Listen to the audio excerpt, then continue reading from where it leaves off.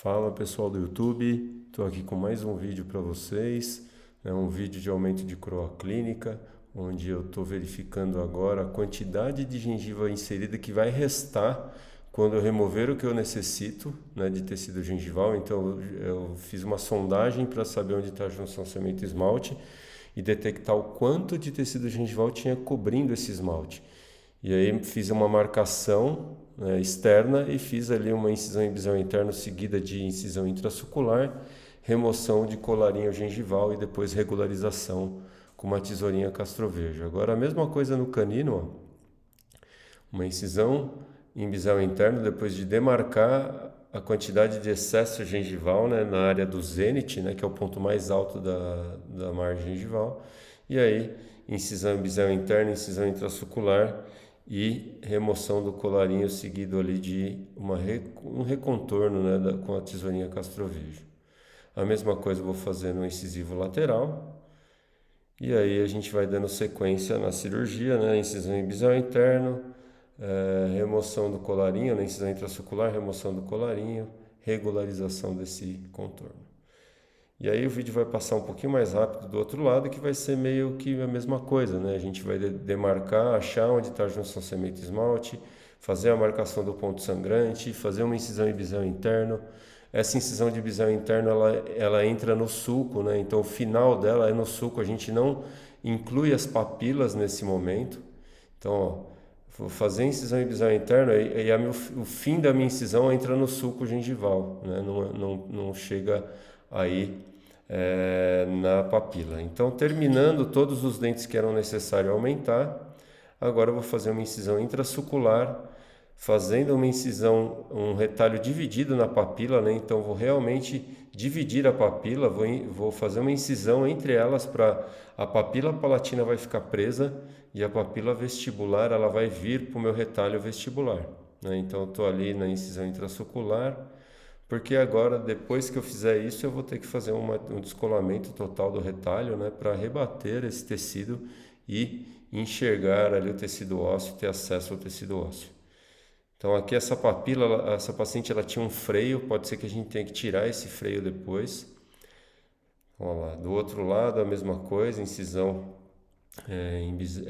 intrasucular, retalho dividido nas papilas, porque depois fica fácil eu posicionar a papila vestibular, eu suturo essa papila na papila palatina. Agora eu dou início ao descolamento. O descolamento começa com as papilas primeiro, com a parte maior do descolador, Sempre o descolador ele vai meio perpendicular à superfície óssea, para evitar fenestrações. Agora eu já estou com a parte maior do descolador, onde tenho mais amplitude, então eu entro com a parte maior do descolador porque o descolador maior tem menos chance de fenestrar o retalho, E aí do outro lado a mesma coisa, vou com o menorzinho primeiro criando espaço para depois entrar com o maior, com o lado maior do descolador. Isso é uma cureta Molt, se eu não me engano, 2 e 4. E aí eu vou descolando todo o tecido. E a amplitude do meu descolamento vai depender da quantidade de tecido ósseo que eu vou remover. Então aqui eu precisava fazer uma osteoplastia também, remover osso em espessura, porque a paciente ela tinha exostoses ósseas, principalmente na região posterior. E aí com uma broca esférica com diâmetro grande, Essa broca é uma 3017 HL, tem a 3018 HL, de haste longa, que a gente pode fazer esses desgastes, A broca tem que ser esférica ou troncocônica também, mais espessa, para que eu consiga remover uma grande parte de tecido ósseo sem fazer muito suco na superfície óssea, Então eu faço sucos de escape na mesial e na distal, como eu estou fazendo no canino, e depois eu vou fazer o contorno da superfície radicular, sempre tomando cuidado para não remover todo o tecido, Deixar pelo menos ali um meio milímetro de espessura para que esse tecido seja compatível com o paciente de fenótipo intermediário, Então, vou dando sequência nos outros dentes, nos anteriores a essa osteoplastia, que é a remoção de tecido em espessura ela é menor. A maior necessidade de osteoplastia era na região posterior mesmo, mas aqui ainda no anterior tinha uma espessura mais ou menos, E aí a gente teve que remover também. E aí eu vou dando sequência nos outros dentes, Vai ficando tudo mais ou menos parecido. Então, sulcos de escape mesial e distal, ó.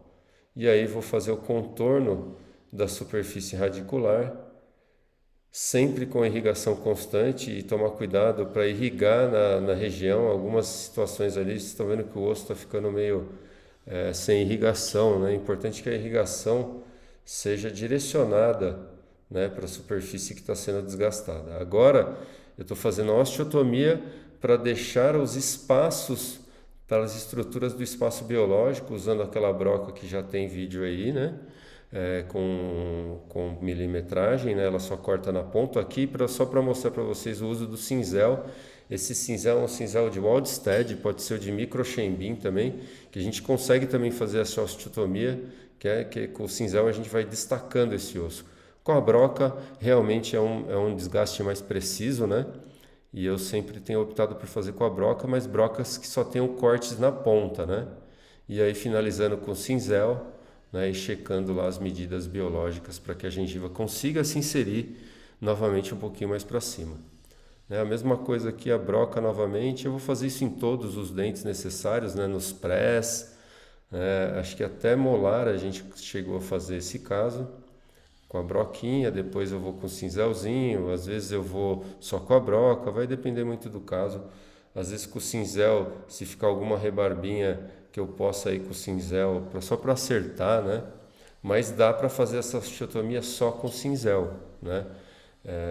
Também é possível, né? Então checando todas as distâncias ósseas, né? Então sempre ele deixando mais ou menos uns 3 milímetros em média, né? E aí o próximo passo agora é sutura, né? Então a gente vai dar uma sutura com ponto cochoeiro vertical. Eu gosto muito desse ponto, né? Então a gente entra na base da papila, na palatina, e sai pela vestibular, e entra na base da papila palatina, na papila vestibular, né? E volta um pouquinho mais para cima, dando um único nó. Então é como se eu desse 2 pontos simples, né? Um em cima e um embaixo, com um único nó lá, na base da papila vestibular. Entre o meio da papila e a ponta da papila vestibular, já passando direto para a palatina, né, e cortando fio. Eu uso nessa cirurgia fios com agulha de 3/8, porque a curvatura da agulha me permite passar direto o fio de vestibular para a palatina.